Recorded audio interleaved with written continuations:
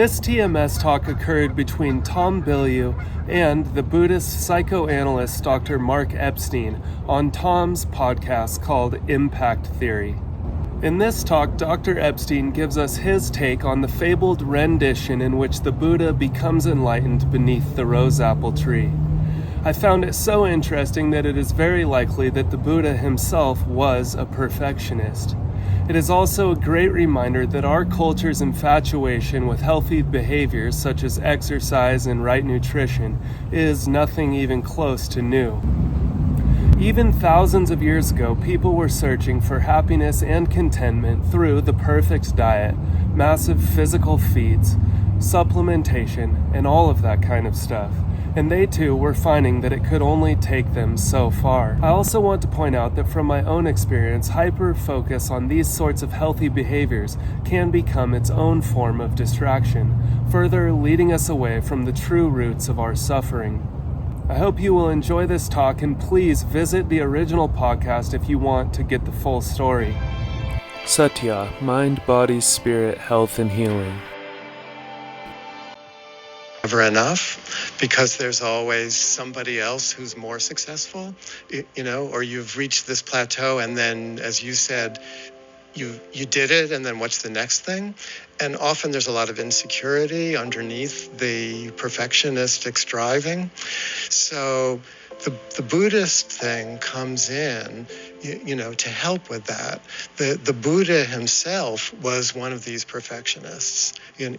Before he got enlightened, he was trying all the spiritual practices of his day, that were like ascetic practices, not eating he was into fasting, he was into yoga, he was into all kinds of meditation that took him out of his body rather than keeping him connected to the earth, and he kept getting as far as you could go. He was like the best yoga student, the best faster. He was the best anorectic, only eating like the purest foods that no one had ever touched, and none of them were working, none of them were working. And that's the kind of thing that in our world where so much success is possible, so much achievement really is achievable, but people still are coming up against the limits of their own minds. And that happened to the Buddha. That's why it's so touching, his own story, his own teachings. And it wasn't until he had a childhood memory, the Buddha, it wasn't until he remembered himself as a young boy sitting under a rose apple tree, like sort of blissing out under the tree while his father was in the distance plowing in the fields. And at the height of his perfectionistic striving, his ascetic practices, he remembered himself as a young boy under the tree.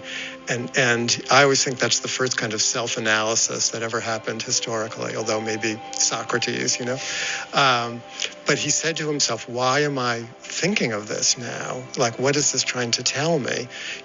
Maybe all my striving is like the wrong way to the awakening, to the enlightenment that I'm seeking.